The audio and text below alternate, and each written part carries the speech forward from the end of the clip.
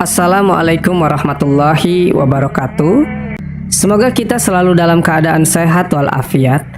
Amin ya rabbal alamin.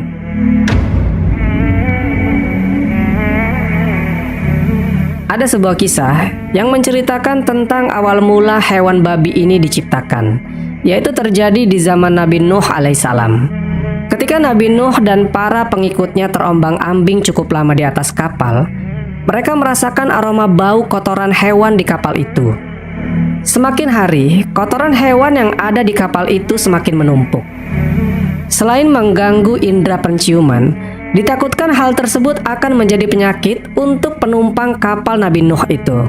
Setelah itu, Allah Subhanahu wa Ta'ala memerintahkan Nuh untuk menarik atau memeras ekor gajah yang ada di kapal itu. Kemudian muncullah babi jantan dan babi betina. Kedua babi itu kemudian memakan kotoran yang menumpuk di kapal itu, hingga kapal itu bersih dan terbebas dari bau tak sedap. Babi tersebut kemudian bersin, dan dari bersin babi itu keluarlah hewan tikus jantan dan betina. Lalu tikus itu dengan cepat berkembang biak dan mulai menggigit bagian-bagian kapal yang terbuat dari kayu itu. Nah, karena takut kapal mereka rusak dan tenggelam, akhirnya Nabi Nuh mengerahkan kawanan kucing untuk memangsa tikus-tikus itu. Sampai pada akhirnya, hingga saat ini tikus dan kucing bermusuhan. Entah benar atau tidaknya kisah ini, tapi segala sesuatu yang diciptakan Allah Subhanahu wa Ta'ala pasti ada sebab dan berakhir dengan sebuah akibat.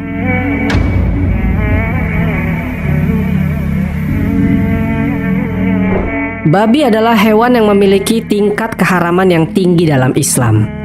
Dalam beberapa ayat di Al-Quran, Allah menyebutkan hewan babi setelah bangkai dan darah.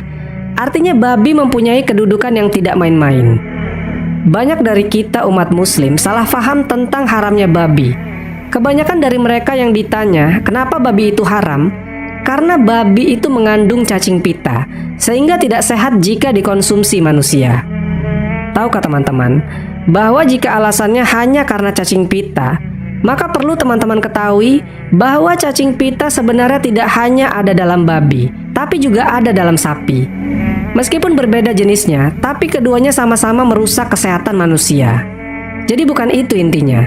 Itu hanya satu dari sekian banyak alasan haramnya babi. Pernahkah teman-teman lihat bahwa sebenarnya babi jenis apapun tidak memiliki leher? Entah itu babi ternak ataupun babi hutan, semuanya tidak ada leher. Jadi badannya langsung nyambung dengan kepalanya. Dan ini sangat berbeda dengan hewan mamalia berkaki 4 yang lain, seperti sapi, kambing, ataupun kerbau.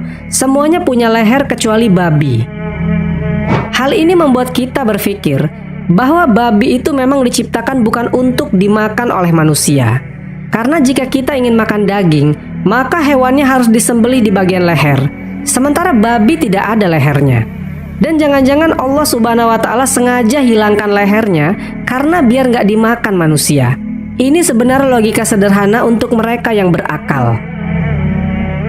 Para ilmuwan telah menemukan fakta bahwa babi adalah hewan dengan segala keburukan ada padanya.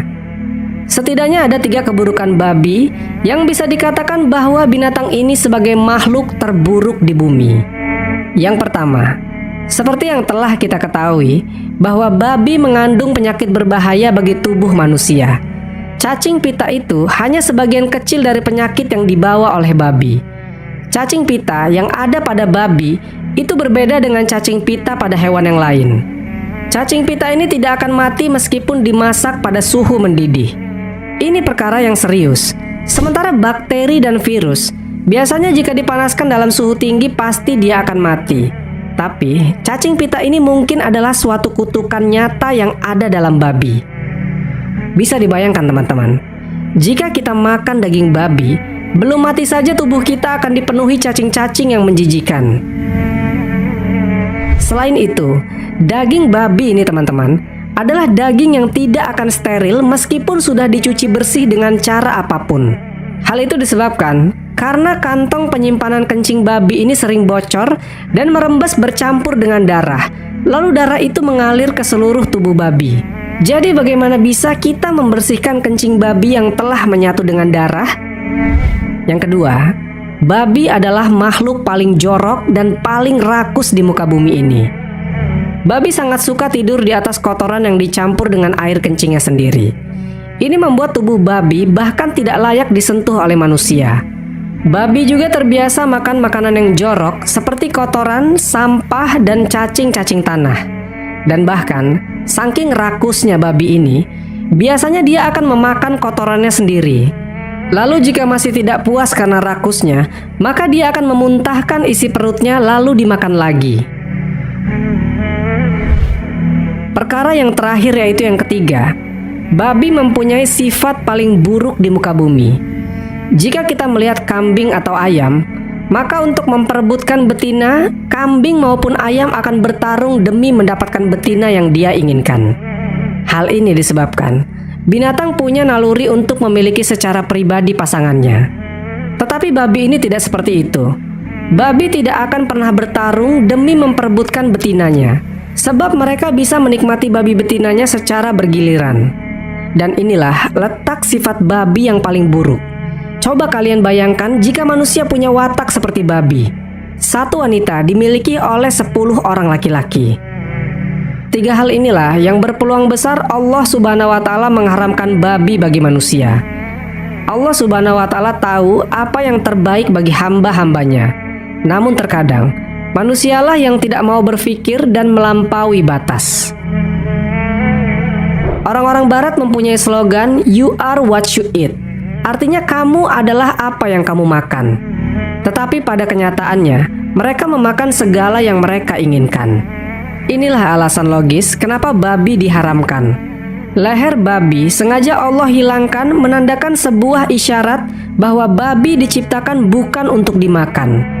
Namun bukan berarti semua binatang lain yang punya leher adalah halal.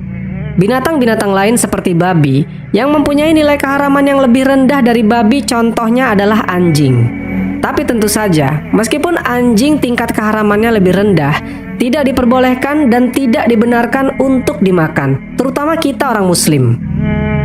Harus diingat baik-baik, bahwasanya yang Allah haramkan itu pasti lebih sedikit daripada apa yang Allah halalkan.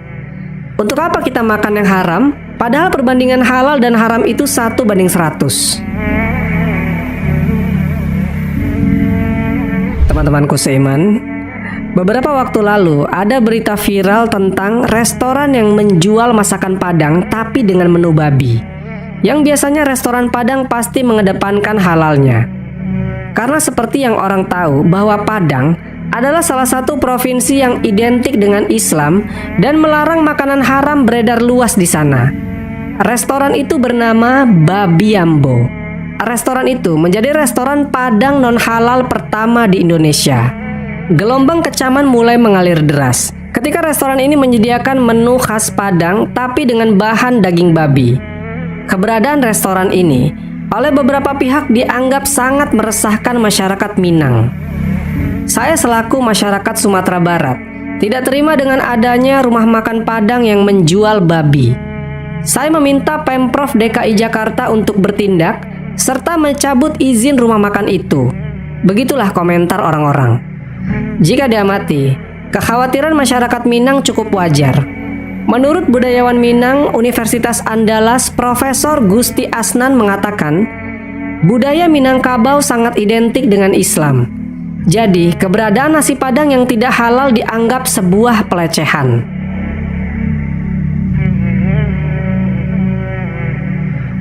Sesungguhnya, Allah hanya mengharamkan atasmu memakan bangkai, darah, daging babi, dan apa yang disembelih dengan menyebut nama selain Allah.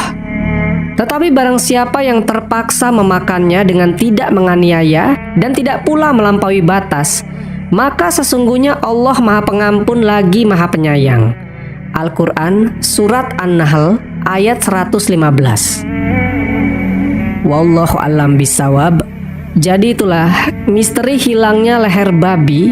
Semoga kisah ini bermanfaat. Lebih dan kurangnya mohon dimaafkan. Yang benar datangnya dari Allah Subhanahu wa Ta'ala. Khilaf atau keliru itu datangnya dari saya pribadi sebagai manusia biasa. Sampai ketemu di kisah-kisah seru yang penuh makna selanjutnya. Saya akhiri. Wassalamualaikum warahmatullahi wabarakatuh.